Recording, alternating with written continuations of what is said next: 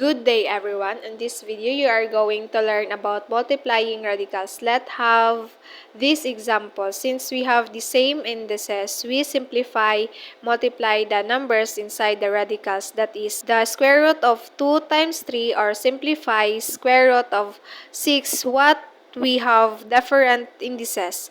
We start by converting the radicals into exponents. Then our goal is to make these fractions similar. So 1/2 becomes 3 over 6 and 1/3 becomes 2 over 6. Going back to the radical form, we now have similar indices and we can now multiply the numbers inside the radicals.